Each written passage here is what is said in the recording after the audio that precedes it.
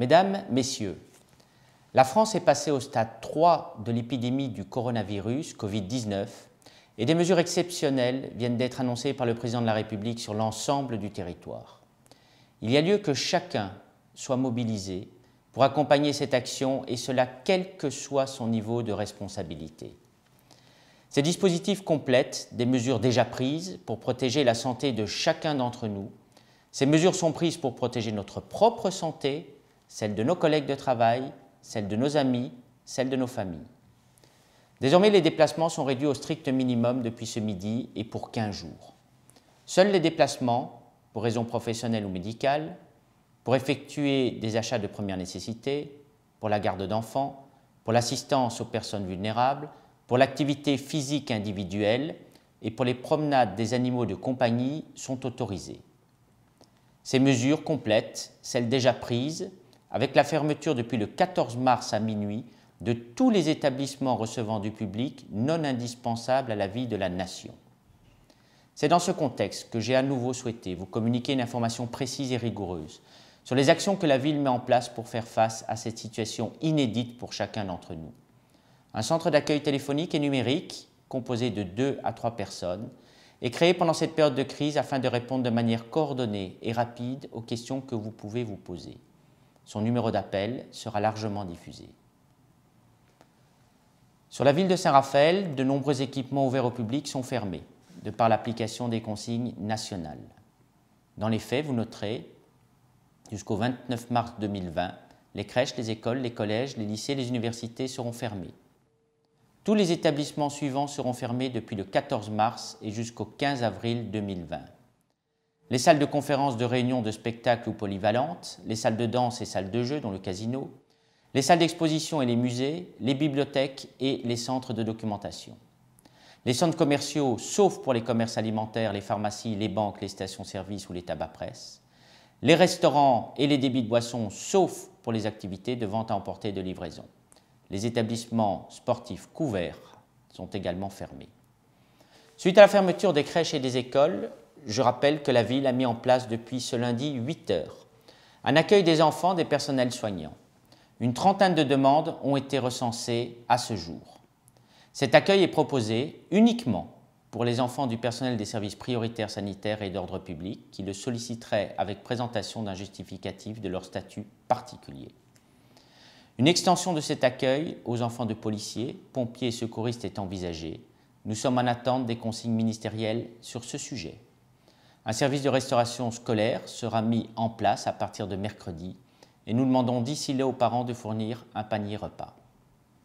Toutes ces décisions de santé publique vont impacter fortement et durablement notre vie quotidienne, pendant plusieurs semaines, voire plusieurs mois.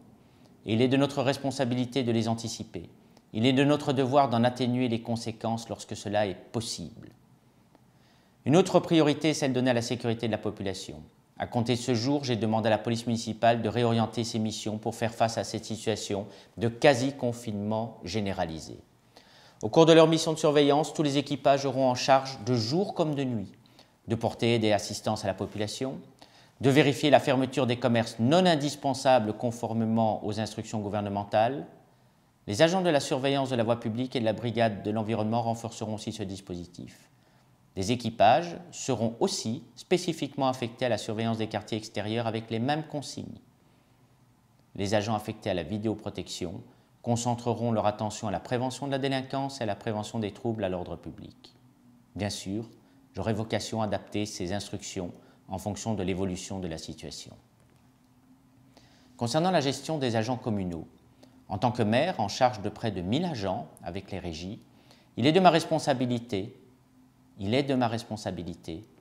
de contribuer à établir au niveau des services de l'administration les barrières les plus étanches possibles afin de retarder la propagation du virus et ceci, bien sûr, en assurant la continuité du service public. J'ai donc décidé des mesures favorisant au maximum le télétravail à chaque fois que cela est possible. Ceci afin de limiter au strict minimum les déplacements et les interactions sociales. Le but est de concilier la continuité du service public avec la protection de la santé de tous. Dans ce cadre, il y a évidemment l'aide aux professionnels médicaux et personnels soignants, au maintien à domicile et le personnel des EHPAD qui a vocation à se retrouver en première ligne. Je les en remercie, je les remercie pour leur dévouement, pour leur engagement, malgré l'exposition qu'ils encourent à titre personnel. Le personnel hospitalier doit aussi être encouragé et soutenu à chaque instant pour son investissement permanent qui force tout notre respect. Afin de les aider, même modestement, ainsi que d'aider les médecins de ville qui font eux aussi face à un afflux de consultations, j'ai demandé de renforcer les relations avec les professionnels médicaux et de recenser le cas échéant les médecins en retraite et toutes les bonnes volontés pour venir en soutien aux médecins en activité qui seraient en surcharge de travail. Je demande donc aux personnes intéressées de prendre contact avec les services concernés. C'est dans cet esprit de solidarité que pour faciliter les visites en centre-ville, j'ai aussi instauré dès aujourd'hui la gratuité totale du stationnement pour les professionnels de santé et assimilés. J'ai enfin demandé aux services de coordonner toutes ces initiatives citoyennes qui démontrent une nouvelle fois la générosité de tant d'entre vous pour aider les particuliers en difficulté, pour faire leurs courses, pour se déplacer, et ceci dans le cadre défini par le gouvernement. En ce qui concerne le monde économique, cette épidémie et les mesures de fermeture des commerces impactent fortement et dramatiquement la vie économique. Tous les jours, je vous rencontre des professionnels qui me font part de leur inquiétude pour leur avenir.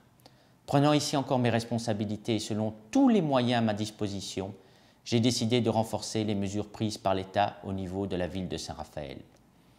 Comme déjà évoqué, j'ai signé un arrêté fixant des mesures immédiates de report ou d'échelonnement de paiement de sommes dues et exigibles comme les droits de terrasse, des loyers ou des droits d'enseigne. J'ai également demandé à mes services d'établir dans les prochains jours un plan comprenant les mesures permettant de relancer l'attractivité du commerce une fois cette crise passée, comme une gratuité totale du stationnement pendant une période à déterminer avec les représentants des commerçants. Je suis également en contact régulier avec les services de la CAVEM ou des instances professionnelles à ce sujet. Enfin, pour tirer les conséquences du scrutin du 15 mars et permettre la mise en place d'un exécutif directement opérationnel, j'ai convoqué un conseil municipal pour le 22 mars. Un nouvel exécutif avec pour mission première et exclusive de consacrer tout son temps à gérer les conséquences de cette crise jamais vue dans notre histoire sera mis en place. Chers Raphaëlois, soyez convaincus que nous y mettrons toute notre énergie, toute notre attention et tous les moyens qui seront nécessaires. La France est un grand pays qui a déjà connu de nombreuses crises. Et pour la surmonter, je vous invite donc à rester unis, solidaires, attentifs et engagés. Vive la République, vive la France.